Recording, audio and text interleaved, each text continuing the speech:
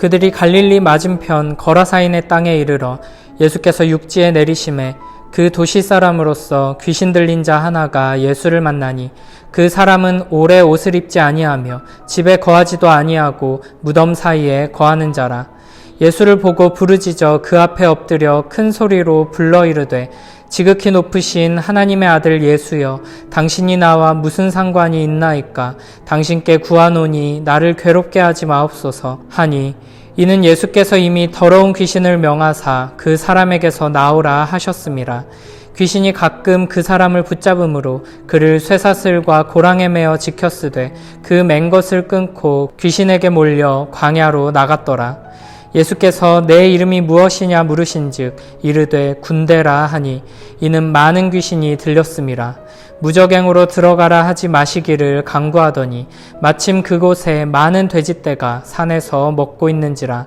귀신들이 그 돼지에게로 들어가게 허락하심을 간구하니 이에 허락하시니 귀신들이 그 사람에게서 나와 돼지에게로 들어가니 그때가 비탈로 내리다라 호수에 들어가 몰사하거늘. 치던 자들이 그 이루어진 일을 보고 도망하여 성내와 마을에 알리니 사람들이 그 이루어진 일을 보러 나와서 예수께 이르러 귀신 나간 사람이 옷을 입고 정신이 온전하여 예수의 발치에 앉아 있는 것을 보고 두려워하거늘. 귀신 들렸던 자가 어떻게 구원받았는지를 본 자들이 그들에게 이르매 거라사인의 땅 근방 모든 백성이 크게 두려워하여 예수께 떠나시기를 구하더라. 예수께서 배에 올라 돌아가실새 귀신 나간 사람이 함께 있기를 구하였으나 예수께서 그를 보내시며 이르시되 집으로 돌아가 하나님이 내게 어떻게 큰 일을 행하셨는지를 말하라 하시니, 그가 가서 예수께서 자기에게 어떻게 큰 일을 행하셨는지를 온 성내에 전파하니라.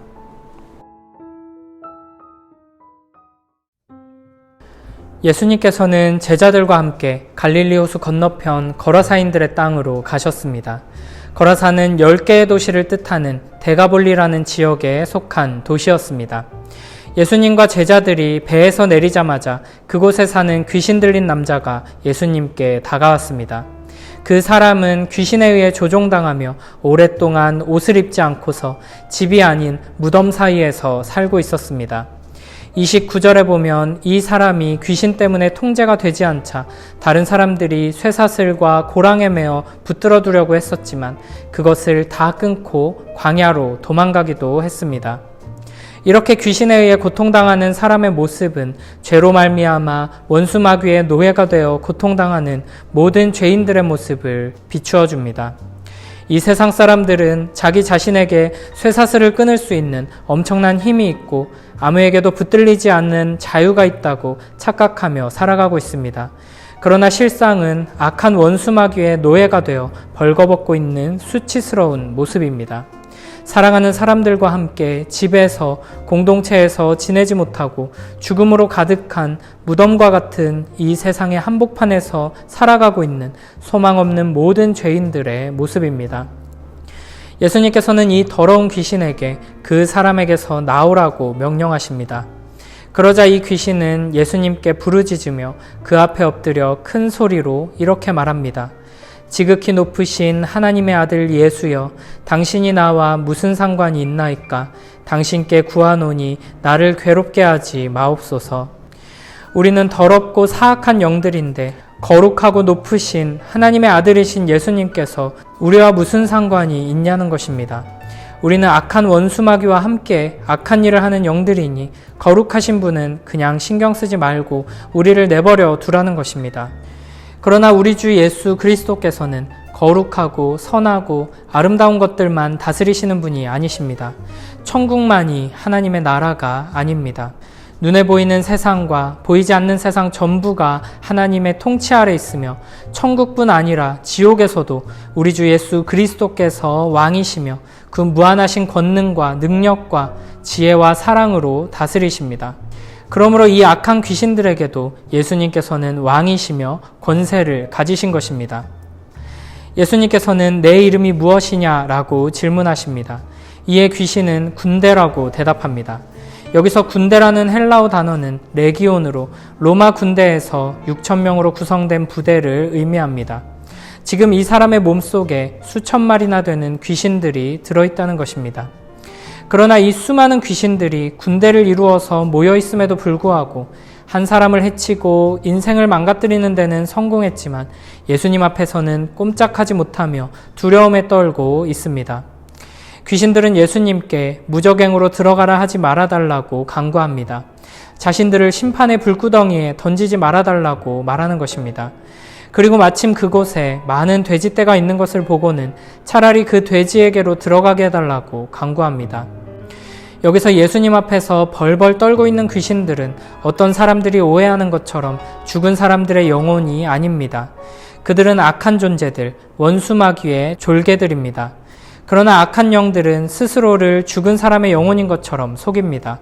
지금 사람 속에 들어간 귀신들이 그 사람을 무덤에 살게 한 것도 어쩌면 다른 사람들로 하여금 자기들이 마치 죽은 사람의 영혼인 것처럼 오해하게 만들기 위한 작전이었을지도 모릅니다.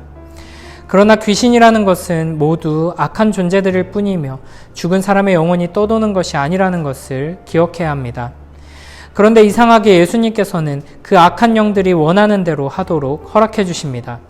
우리 생각에는 귀신들이 무서워하는 그대로 그들을 무저갱으로 저 깊은 심판의 불구덩이 속으로 던져버리시면 좋을 것 같은데 그들을 완전히 심판하지 않으시고 그저 그 사람에게 쫓아내 돼지들 속으로 들어가게 하십니다. 이는 예수님께서 이 땅에 오셔서 이루시는 하나님 나라의 비밀 때문입니다. 지금은 예수님께서 심판하러 오신 것이 아니라 십자가에 달려 죽으시고 부활하심으로 우리의 죄를 사하시기 위해 오셨습니다. 모든 악한 세력과 원수마귀 그리고 하나님을 대적하는 자들을 심판하시는 일은 다시 오실 때 마지막 날에 이루실 것입니다.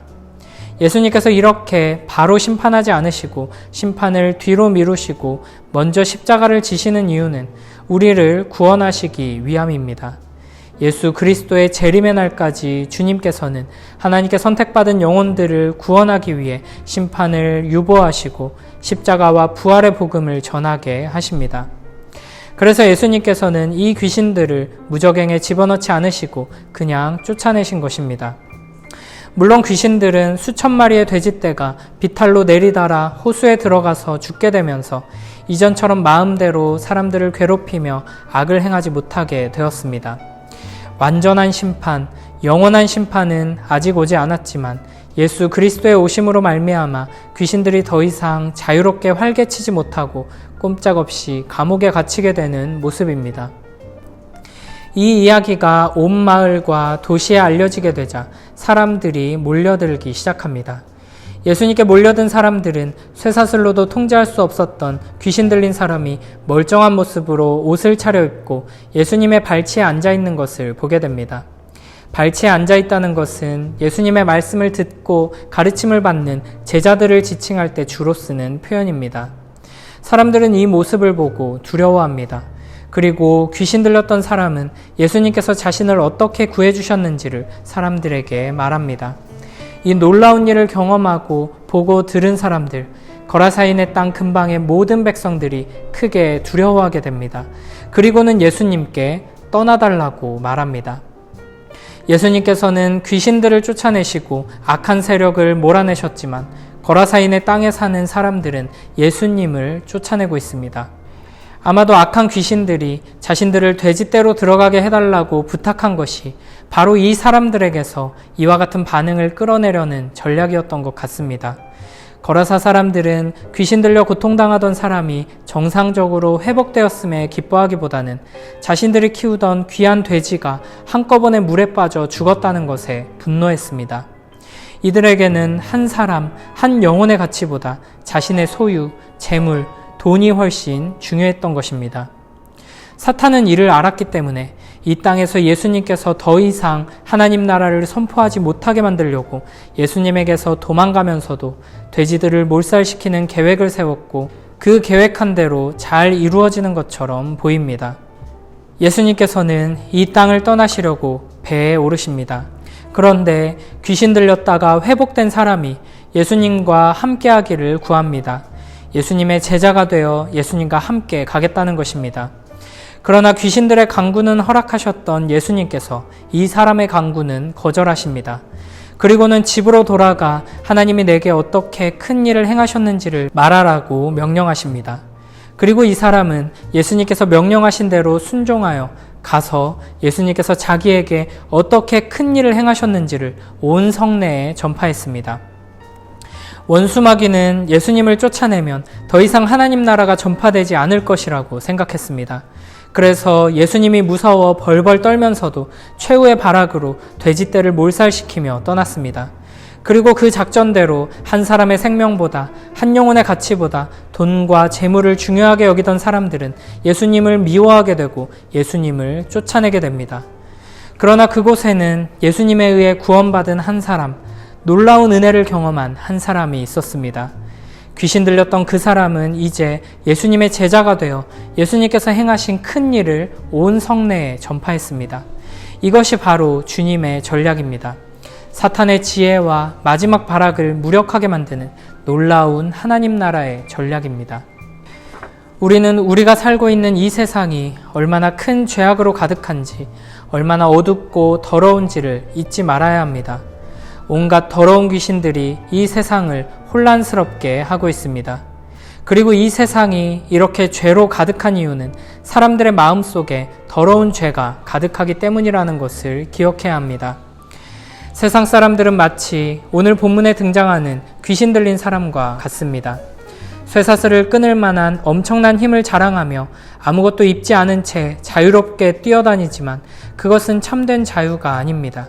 수치스러운 모습이고 마귀의 노예로 사로잡힌 모습입니다. 이런 죄인이었던 우리를 회복시키기 위해, 구원하시기 위해 참된 왕이신 예수 그리스도께서 오셨습니다. 우리는 주님의 은혜로 말미암아 자유케 되었고 옷을 입고 주님 발치에 앉아 말씀을 듣게 되었으며 집으로 돌아가 가족들과 함께 지낼 수 있게 되었습니다. 그러나 세상은 이런 우리를 달가워하지 않습니다. 이 세상을 괴롭히고 있는 악한 세력을 몰아내시는 주님의 역사를 미워합니다. 한 영혼이 영원한 고통에서 건진받아 참된 기쁨을 누리게 되는 것에는 관심이 없고 내 재산, 내 소유에만 관심이 있습니다. 그러나 먼저 은혜를 경험한 우리들이 이 세상 속에서 계속해서 예수 그리스도께서 행하신 큰 일을 전파할 때 사망과 어둠 가운데에서 고통당하는 영혼들이 주님께로 나아와 놀라운 회복의 은혜를 누리게 될 것입니다. 귀신 들렸던 사람이 복음을 선포하는 제자가 된 것처럼 우리도 주님의 크신 사랑과 은혜를 풍성히 경험하고 그 큰 일을 전파하는 복된 제자들 되길 축복합니다.